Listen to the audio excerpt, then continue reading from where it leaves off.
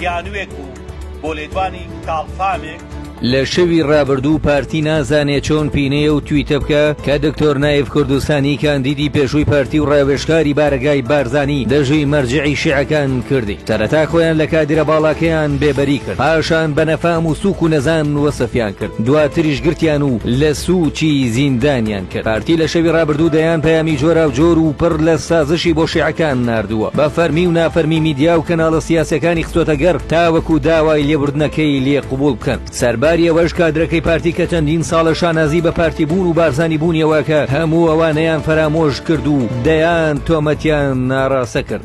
ناکرێ لەسەر هەر لێدوانێکی نامەسئولانەی کاڵفامێک مەقەڕی پارتێکی سیاسی بپێچێندرێ سوودماک بکرێ.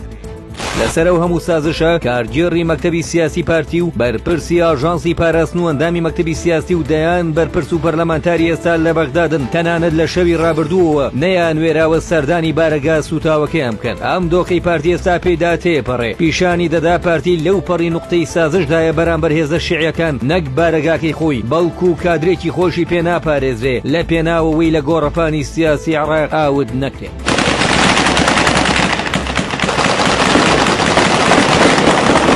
بەڵام لە کوردستان تەواو پێچەوانەی بەغداد حەڤەی شوبات لە سلێمانی چەند گەنجێک نەدوژمن بوون، نەڕکابەری پارتی، بەڵکو گەنجی بێپارە و بێلانە و ماڵ بوون و داوای ئاو کارەبا و نانیانە کرد بە بەردەم بارەگای لقی چوار تێپەڕین. پارتی بەبێ سڵکردنەوە بە بیکەیسی و چەکیاگرین وەڵامی خۆپشاندەرانی دایەوە. لە بەرامبەریشدا فازڵ میرانی سکرتێری مەکتەبی سیاسی دوای شەهیدکردنی دوو گەنج و بریندارکردنی 32 کەس وتی چوونە سەر بارەگای ئێمە ئاسان نییە. کاتەوە چووەڕاستی ئێمە پارتی دیموکراتی کوردستان گوتومانە و دەشلێن